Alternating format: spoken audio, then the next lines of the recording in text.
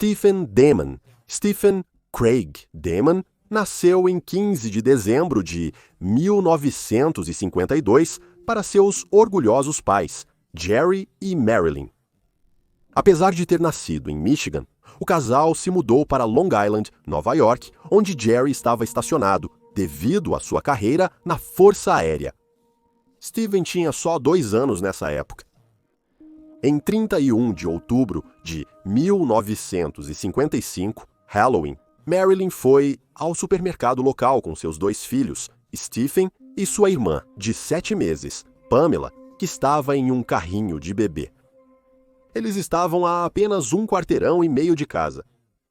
Embora pareça uma coisa extremamente absurda a se fazer agora, naquela época era socialmente aceitável para uma mãe ocupada deixar seus filhos do lado de fora da loja, enquanto ela entrava para fazer algumas tarefas rápidas. Neste caso, Marilyn deixou seus 2 filhos na porta e entrou para comprar um pão. Quando ela saiu, apenas 10 minutos depois, os 2 já haviam desaparecido. Felizmente, Pam foi encontrada rapidamente em seu carrinho por um amigo da família, que a levou de volta para sua mãe desesperada, mas Stephen, de 2 anos, não foi localizado. A polícia foi rapidamente alertada e uma grande caçada humana começou, com até o exército participando. 5.000 voluntários ajudaram a procurar pelo menino desaparecido, mas nenhum sinal dele foi encontrado. Então Jerry e Marilyn começaram a receber cartas de resgate. A primeira pedia $3.000 pelo retorno seguro de Stephen. A próxima pedia 10.000 e a última pedia 14.000. Enquanto o casal angustiado tentava cumprir as exigências do sequestrador de seu filho, logo descobriu-se que as cartas eram uma farsa e foram escritas por um estudante do Queens College em Nova York. O estudante não estava envolvido no sequestro, sendo apenas um oportunista. Para Marilyn e Jerry, as esperanças de se reunirem com seu amado filho foram subitamente frustradas. Em um momento, o famoso John Doe, de Filadélfia, o menino na caixa, foi considerado possivelmente a criança desaparecida. Ambos eram loiros e de olhos azuis, com as mesmas cicatrizes, mas John Doe, que foi encontrado em 1957, não tinha a mesma fratura de braço curada que Stephen tinha. Eles também não tinham as mesmas digitais dos pés. Em 2003, o DNA provou conclusivamente que John Doe não era Stephen Damon. As teorias sobre o caso de Stephen são limitadas devido às poucas evidências encontradas na cena. Não havia testemunhas, nenhum trabalho forense, nada. Detetives online sugeriram que ele pode ter sido sequestrado para ser criado por outra família. Mas se esse fosse o caso, por que eles não levariam a Pam também? Especulou-se que o sequestrador, sobrecarregado com a criança agitada e o carrinho de bebê, decidiu deixar a Pam por ela não se lembrar de nada, nem ser capaz de identificá-los. Também foi postulado que talvez Stephen tenha tentado levar o carrinho para passear, mas foi atraído para longe ou se entediou e se desviou. Ele pode ter sofrido um acidente ou se perdido. Outros, porém, contestaram isso devido à natureza desajeitada dos carrinhos de bebê dos anos 1950 e à altura elevada da barra usada para empurrá-los. Outro detalhe de interesse é a fratura no braço curada que Stephen tinha. Muitos detetives de poltrona se perguntaram se isso foi um acidente ou se foi abuso físico. Isso levou à ideia de que talvez Marilyn estivesse envolvida no desaparecimento de seu filho. Um vídeo no YouTube tem sido fortemente associado ao caso de Stephen, no qual uma mulher idosa afirma que ela era a ex-vizinha dos Damons e alega que Marilyn era abusiva com seu filho. Ela também alegou ter testemunhado e denunciado o abuso físico. Ela suspeitava que o corpo havia sido enterrado sob uma passarela em construção na época. No entanto, é claro que falta evidência física e o vídeo não inclui nenhuma prova das conexões da idosa com a família da amante. Portanto, tudo isso é alegado e deve ser levado com um grão de sal. muitos detetives online não dão muita importância a este vídeo. É desconhecido se as autoridades estão cientes deste vídeo e se o investigaram completamente ou não. O caso de Stephen tomou outro rumo em 2009, quando um homem chamado John Barnes veio a público alegando que ele poderia ser o menino desaparecido. John, um homem de 54 anos de Michigan, tinha a mesma cicatriz facial e sinal na panturrilha que Stephen. Ele afirmou que nunca se encaixou com sua família e que não se parecia em nada com seus pais, mas isso foi fortemente contestado por sua irmã, que notou que todos comentavam sobre sua semelhança com o pai. John acrescentou que Marilyn parecia familiar para ele quando viu uma foto dela, dos anos 50. Segundo John, sua curiosidade foi aguçada quando sua mãe, que estava morrendo de câncer de pulmão, pediu que ele a visitasse sozinho. Ele atendeu ao pedido, e embora ela nunca tenha dito isso diretamente, ele se convenceu de que ela estava tentando dizer que não era sua mãe biológica. John disse que, apesar de sua mãe estar muito drogada para dizer claramente, ele tinha certeza de que era isso que ela tentava comunicar. Ele teve mais certeza ao pesquisar sobre crianças desaparecidas e encontrar as informações de Stephen.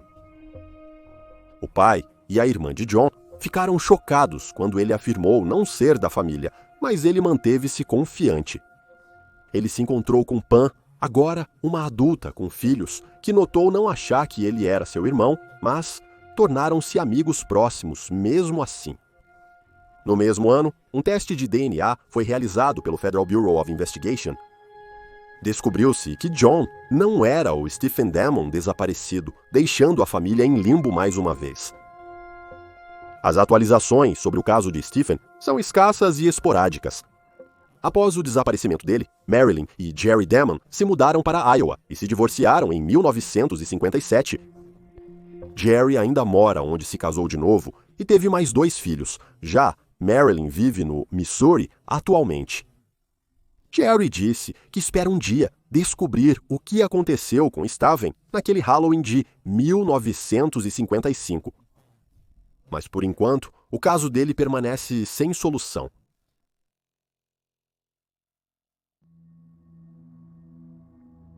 Cain Weiss. Cain Weiss tinha 15 anos em 1986. Um jovem inteligente e estudioso, Cain passou os últimos 2 anos e meio de sua vida na Escola Superior de Torá, em Long Beach, Nova York. Esta escola particular foi projetada especificamente para meninos judeus e enfatizava os princípios religiosos e éticos do judaísmo ortodoxo. Por todas as contas, ele era um menino popular e querido, sem inimigos conhecidos, o que torna seu assassinato no Dia das Bruxas, 1986, ainda mais chocante. Na manhã de 1º de novembro, o detetive Don Daly foi chamado à escola para investigar quando Cain Weiss foi encontrado morto em seu quarto na residência estudantil. Um adolescente de 15 anos foi atacado enquanto dormia, recebendo um golpe na parte de trás da cabeça com um objeto que deixou pequenos cortes, possivelmente um machado, conforme relatórios posteriores indicaram. Ele foi executado enquanto dormia e, de acordo com as evidências no quarto, ele foi movido para o chão antes de ser movido para outro ponto no chão do quarto. Apesar do frio lá fora, a janela de Cain estava aberta. Esses 2 fatores comumente sugerem que o assassino de Cain conhecia as tradições de sua religião, pois seu corpo havia sido movido para o ponto mais baixo e frio, e a janela aberta para permitir que seu espírito saísse. Não havia evidências de roubo no quarto de Cain, nem havia sinais de luta. Como o jovem morava no 3º andar, acredita-se ser impossível para o invasor ter entrado ou escapado pela janela sem uma escada que provavelmente teria sido vista por outros estudantes. Um dos alunos da escola também observou que o perpetrador teria que ter manobrado por várias salas comuns e corredores, passado por outros alunos e professores, para chegar ao dormitório de Cain. Para muitos detetives online, isso indicou que o assassinato do jovem teve que ter sido realizado por alguém familiarizado com o prédio e que poderia passar despercebido. Após a morte de Caim, uma vela memorial foi colocada em seu quarto antes de ser lacrado. 2 dias depois, outra vela apareceu, mas estranhamente, quando perguntado, ninguém assumiu a responsabilidade por colocá-la lá. Embora se acredite que isso tenha sido feito por um rabino esquecido e distraído, ainda é um detalhe estranho mencionado na maioria dos artigos relacionados ao caso do jovem menino. Devido ao sabá judaico em andamento, o detetive Don Daly não pôde entrevistar de imediato os alunos e professores da escola. Quando ele finalmente conseguiu, houve certa relutância da população escolar em responder. Acreditava-se que isso se devia a restrições religiosas que significavam que eles não podiam se apresentar sem provas concretas ou outro testemunho corroborando suas alegações. Embora isso deva ter sido inimaginavelmente frustrante para a polícia local que investigava o caso, não havia muito que pudesse ser feito a respeito. Embora pouco progresso tenha sido feito nessa frente, Don conseguiu juntar as últimas horas de vida de Caim. Na noite de Halloween, o jovem de 15 anos saiu da aula com os amigos para ir à missa. Ele voltou ao dormitório em seguida. Caim foi um dos 2 meninos que não precisou dividir seu quarto.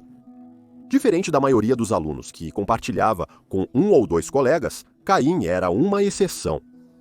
É desconhecido o que exatamente tornava um aluno elegível para esse privilégio. Horas após o menino voltar ao quarto em 31 de outubro, seus colegas o viram lendo no corredor. Isso era normal, porque os alunos não deixavam suas luzes acesas no quarto durante o sabá. Caim foi visto vivo pela última vez por volta da 1 da manhã naquela noite. Nenhum aluno relatou qualquer atividade suspeita ou anormal. Um garoto observou a porta do quarto de Caim abrindo e fechando rapidamente durante a noite, presumindo que eram seus colegas de quarto, sem saber que Caim morava sozinho. No total, cerca de 40 alunos e rabinos foram submetidos a testes de polígrafo, mas isso não ajudou a impulsionar a investigação. Como mencionado, os testes de polígrafo são notoriamente pouco confiáveis e raramente contribuem para investigações. Outra testemunha, um corredor, viu um aluno da escola no calçadão por volta das 7 da manhã, na manhã de 1º de novembro, e notou que o jovem parecia deslocado, mas esse aluno nunca foi identificado e é desconhecido se ele tem alguma relevância para o caso. A lista de suspeitos no caso de Caim era muito curta. Com tão poucas informações, a polícia lutou para encontrar respostas e tinha evidências muito limitadas que poderiam usar para progredir na investigação. Um suspeito era um ex-zelador da escola com quem se pensava que Caim tinha tido um confronto, enquanto o outro era um homem mentalmente doente que havia atacado vários idosos em suas casas perto da escola naquele ano. No entanto, ambos os indivíduos foram rapidamente descartados. Em 2013, o caso do jovem de 15 anos foi reaberto e mais de 100 ex-alunos foram entrevistados. Em 2015, a polícia anunciou que acreditava que um estudante ou membro do corpo docente havia sido responsável pelo crime. Apesar de teorias iniciais sugerirem que Caim foi vítima de um crime de ódio, a ideia foi logo descartada, pois ele havia sido claramente um alvo específico. Em novembro de 2017, o pai de Caim, Anton, foi entrevistado por uma emissora de notícias e lembrou de vários incidentes estranhos no período que antecedeu a morte de Caim. Em julho de 1980, e 6 poucos meses antes de sua morte, Caim ligou para o pai do acampamento de verão e pediu para voltar para casa. Anton relatou que seu filho estava chorando naquele momento e parecia profundamente perturbado, mas ele estava de férias na Flórida naquele momento e não pôde ir buscar Caim. Quando ele passou pelo acampamento a caminho de casa, relatou que o jovem de 15 anos parecia bem e parecia que tudo estava bem. Então ele não pensou mais nisso.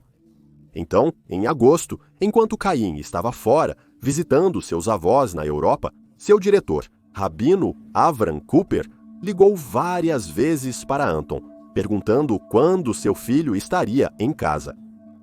Noutra ocasião, o rabino pediu a Anton para levar seu filho à sua casa para conversarem a sós. Após a reunião de 10 minutos, Caim retornou ao seu pai, mas se recusou a revelar o que foi discutido.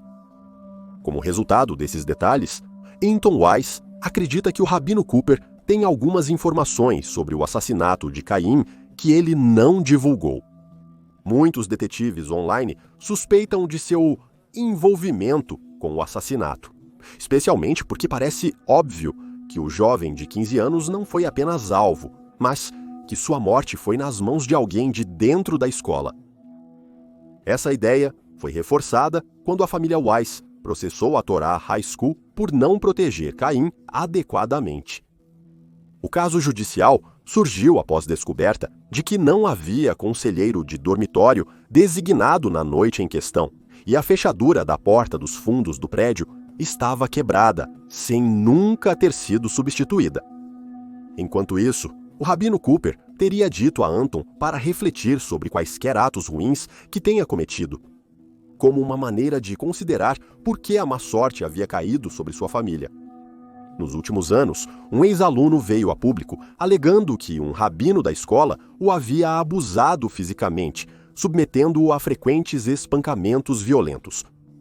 Ele afirmou que o rabino Cooper tinha conhecimento, mas não agiu para evitar. Esse abuso ocorreu cerca de uma década antes do assassinato de Caim. O estudante tinha 14 anos na época e durou apenas cerca de 1 ano na escola antes de sair. Também é notado que outro estudante se enforcou nos chuveiros vários anos antes da morte de Caim, embora acredite-se que ele sofria de depressão severa. Não se sabe se o estudante tinha relação com as alegações de abuso ou se elas foram completamente investigadas. Como está hoje, apesar dos esforços da polícia local, o brutal assassinato de Caim continua sem solução. E aí você tem os fatos. Por favor, deixe um comentário abaixo com suas próprias teorias e especulações e lembre-se de curtir este vídeo e se inscrever para apoiar o canal. Se você ainda está com fome de conteúdo sobre crimes reais, confira o podcast Detetive de Casos Antigos, seguindo o link abaixo. Obrigado por assistir. Fique alerta, fique seguro e nos vemos na próxima vez.